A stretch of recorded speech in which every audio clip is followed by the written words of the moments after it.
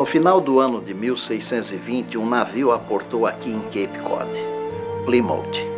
Eram os pais peregrinos em fuga da intolerância religiosa e desejo de liberdade. Queriam fundar uma sociedade livre, onde as pessoas poderiam pensar livremente e adorar livremente ao Criador. Tal liberdade foi motivada pela perseguição que acontecia na Europa.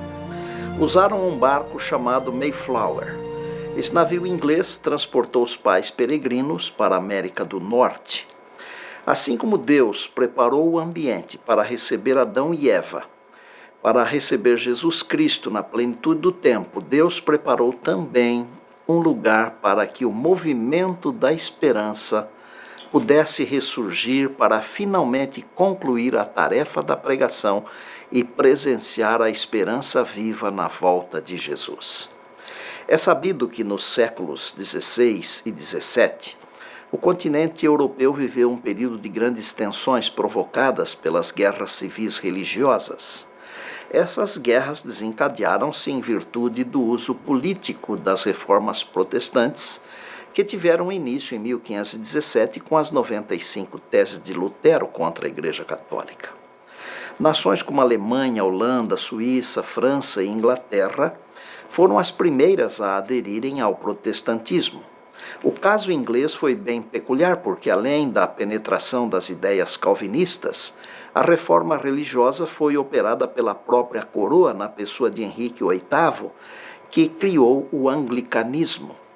Os chamados pais peregrinos foram os primeiros ingleses protestantes a emigrarem para a América do Norte e lá fundarem as primeiras colônias que, posteriormente, deram origem aos Estados Unidos da América. Esses imigrantes partilhavam da fé puritana, resultante do calvinismo que se desenvolveu na Inglaterra, e assim como os católicos ingleses eram perseguidos no século XVII pela monarquia absolutista anglicana. Essas perseguições acabaram por levá-los a sair dos domínios britânicos e o navio utilizado para a viagem dos peregrinos chamava-se Mayflower, Flor de Maio. Ao todo, o navio transportou 102 passageiros e 25 tripulantes. O Mayflower zarpou da Inglaterra em 6 de setembro de 1620 e seguiu por 80 dias pelo Oceano Atlântico até aportar na Baía de Cape Cod ou Cabo Cod, que se encontra no atual estado de Massachusetts. O navio permaneceu ancorado nessa baía ao longo de mais de 2 meses, aguardando o inverno passar. Durante esse tempo, muitas doenças acometeram os passageiros. Dos 102 que estavam a bordo, 53 sobreviveram. Seus líderes eram John Robson, William Brewster e William Bradford. Foi ainda a bordo do navio que os imigrantes elaboraram o chamado Mayflower Compact, assinado por 41 homens. Esse documento traçava regras a serem seguidas quando finalmente estivessem em terra firme assentados na colônia. Quando o inverno passou, os sobreviventes do Mayflower aportaram na região hoje conhecida como Plymouth e assim fundaram uma cidade que subsiste até hoje. No ano seguinte, durante o inverno, os imigrantes já assentados como colonos decidiram comemorar sua sobrevivência e chegada no Novo Mundo. Essa comemoração deu início àquilo que hoje é conhecido como Dia de Ação de Graças ou Thanksgiving, que é comemorado em toda quarta quinta-feira do mês de novembro. Os colonos utilizaram sua primeira colheita de milho, já que a plantação de trigo europeu tinha falhado, e convidaram para a festa o chefe Massasoit da tribo Wampanoag, que os havia auxiliado desde a sua chegada. O cardápio foi reforçado com uma ave nativa, o peru, e tortas de abóbora. Desde então, os norte-americanos repetem no mês de novembro a festa de ação de graças, reforçando a ideia de que eles querem ter os pais peregrinos de Massachusetts como modelo de fundação. Mas por que os pais peregrinos deixaram mesmo a Inglaterra e rumaram para a América do Norte? Para terem liberdade religiosa especificamente. Podemos assim perceber que o movimento da esperança se locomoveu para que pudesse prosperar. Era sem dúvida Deus dirigindo esse movimento. Como já afirmei, o movimento da esperança aponta para a segunda vinda de Cristo, a volta de Jesus, pois Jesus é a nossa esperança viva. E por isso vamos hoje, mais uma vez, trabalhar um pouquinho sobre o tema da volta de Jesus, o nosso Salvador. Já falei para você que preguei meu primeiro sermão com 16 anos de idade e foi sobre a volta de Jesus. Jesus ainda não veio, mas virá. Qualquer dia desses a trombeta de Deus vai tocar e Jesus aparecerá nas nuvens dos céus. Mas eu não fui o primeiro a pregar a volta de Jesus. Muito antes de mim, alguém já havia pregado. O texto bíblico está em Judas, nos versos 14 e 15, onde lemos: quanto a estes, foi que também profetizou Enoque, o sétimo depois de Adão, dizendo: eis que veio o Senhor entre as suas santas miríades, para exercer juízo contra todos e para fazer convictos todos os ímpios, acerca de todas as obras ímpias que impiamente praticaram e acerca de todas as palavras insolentes que ímpios pecadores proferiram contra ele. Enoque, o primeiro pregador da volta de Jesus, podemos dizer que Enoque foi o primeiro adventista do mundo todo, não? O significado do nome de Enoque, que é de origem hebraica, é aquele que foi consagrado.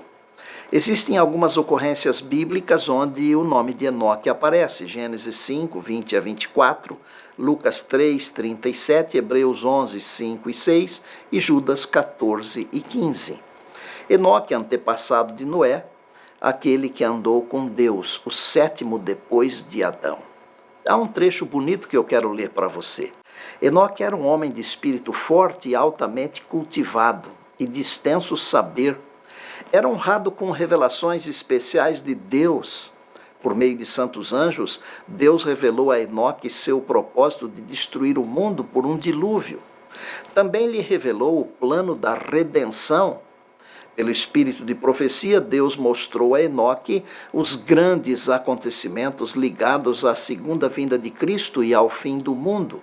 Viu também o estado corrupto do mundo ao tempo da volta de Jesus. Viu os justos coroados de glória e honra e os ímpios banidos da presença do Senhor e destruídos pelo fogo. O coração de Enoque estava nos tesouros eternos. Ele olhara para a cidade celestial e vira o Rei em sua glória no meio de Sião. E enquanto ainda na terra, habitou pela fé no reino da luz. Está escrito no livro Patriarcas e Profetas, 84 a 87. Quando viveu? Viveu até um pouco antes do dilúvio. Como eram os seus dias? Tempo de terrível corrupção e impiedade. O homem mais longevo da história não morreu. E como foi o primeiro a ser trasladado, vive há muito tempo. Pai do homem que mais viveu na terra, Matusalém. O que Enoque pregou? O que Enoque falou? Enoque pregou o que está escrito em Judas nos versos 14 e 15. Quanto a estes, foi que também profetizou Enoque, o sétimo depois de Adão. Eis que veio o Senhor entre as suas santas miríades, para exercer juízo contra todos e para fazer convictos todos os ímpios acerca de todas as obras ímpias que impiamente praticaram e acerca de todas as palavras insolentes que ímpios pecadores proferiram contra ele. Jesus vem com milhares de anjos, vem para executar juízo. Parece com as mensagens dos 3 anjos, não é mesmo? E vi outro anjo voar pelo meio do céu e dizendo com grande voz: temei a Deus e dai-lhe glória, porque é vinda a hora do seu juízo, e adorai aquele que fez o céu, a terra e o mar e as fontes das águas. E o outro anjo seguiu dizendo: caiu, caiu Babilônia, aquela grande cidade que a todas as nações deu a beber do vinho da ira da sua prostituição. E seguiu-os o terceiro anjo dizendo com grande voz: se alguém adorar a besta e a sua imagem e receber o sinal na sua testa ou na sua mão, esse beberá do vinho da ira de Deus. Apocalipse 14, 6 a 12. Enoque andou com Deus, Gênesis 5, 22 a 24. Andar, do hebraico halak, que além de outros sentidos tem o sentido de caminhar proximamente, caminhar junto de, proximidade e comunhão íntima. Parece que Noé herdou de Enoque essa graça de andar com Deus. Enoque, conforme Gênesis 5, 22, não desprezou as responsabilidades de pai de família. Mas ainda após o nascimento de seu filho, Enoque teve um relacionamento mais íntimo ainda com Deus. A Bíblia afirma em Hebreus 11, 5, que foi pela fé que Enoque foi trasladado. Ponto número 1. O andar de Enoque com Deus mostra que havia harmonia entre ele e Deus. Amós 3,3 diz: andarão dois juntos se não houver entre eles acordo. Qualquer que seja a nossa descrença na palavra de Deus, destruímos essa harmonia. Ponto 2. O andar de Enoque com Deus mostra a sua humildade. Miqueias 6,8 fala que Deus pede que andemos humildemente com Ele. Modesto, simples, humilde. Deus não se compraz com a soberba, o orgulho, o topete alto. Ponto 3. O andar de Enoque com Deus era a completa separação dos malfeitores. Paulo fala em 2 Coríntios 6, 14 a 17, para não nos metermos com jugo desigual. Ponto 4. O andar de Enoque com Deus era como que viver na luz de Deus, conforme 1 João 1, 6 e 7. Assim testifica o Salmo 119, verso 105. 5. O andar com Deus agradou a Deus, conforme Hebreus 11, 5. A versão dos 70, conhecida como Septuaginta, diz que o andar de Enoque com Deus foi muito agradável a Deus. Ponto 6. O andar de Enoque com Deus fez com que ele aprendesse a vontade de Deus. Deus se comunicava com Enoque diariamente, lhe dava instruções. Por isso mesmo, antes da primeira vinda de Cristo, Enoque já pregava a segunda vinda. Resultado de andar com Deus, Deus o tomou para si. Enoque foi removido da terra sem ver a morte. Não tem epitáfio.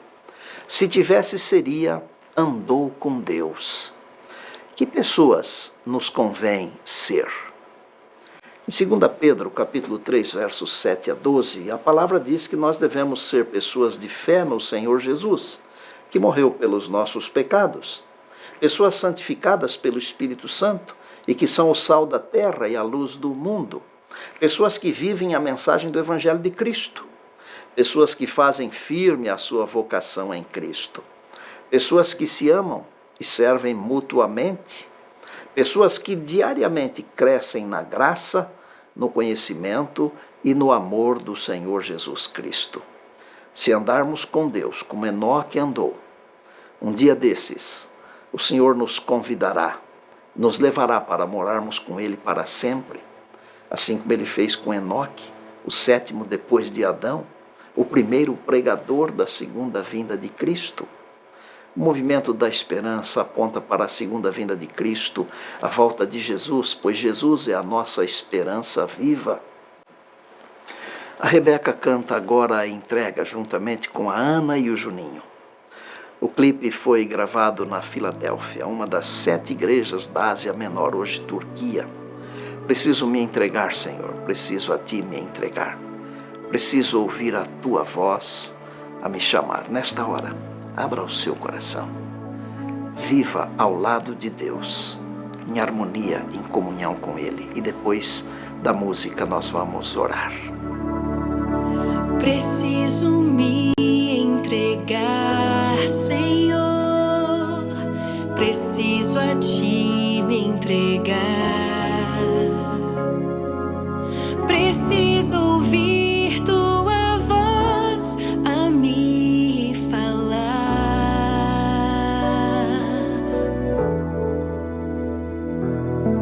Não tenho nada a Te oferecer. Somente um coração impuro e pecador, mas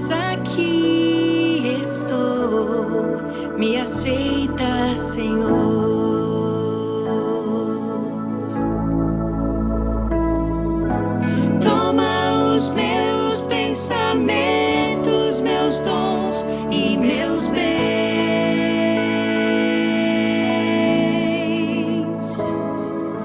Toma o meu coração e tudo que ele tem.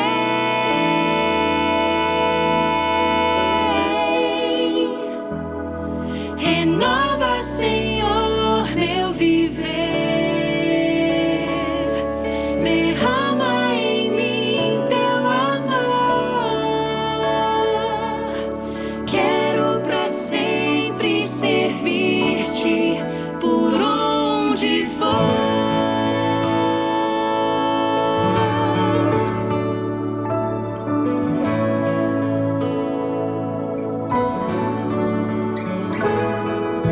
Preciso me entregar, Senhor.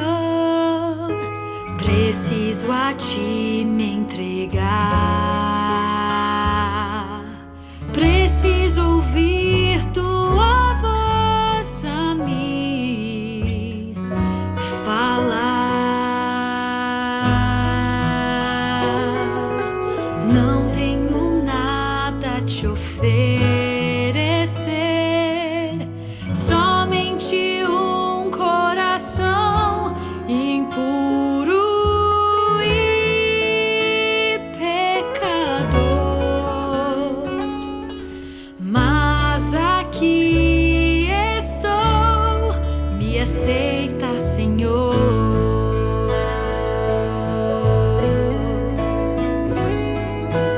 Toma os meus pensamentos, meus dons e meus bens.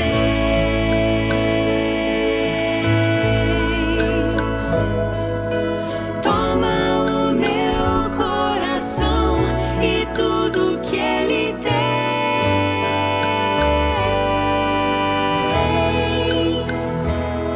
Renova, Senhor, meu viver. Derrama em mim teu amor. Quero pra sempre servir-te por onde for.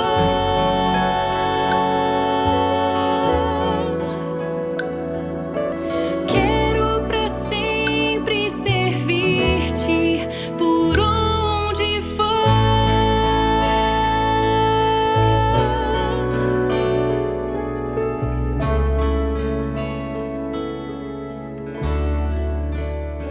Obrigado, Rebeca, Ana e Marcos Júnior.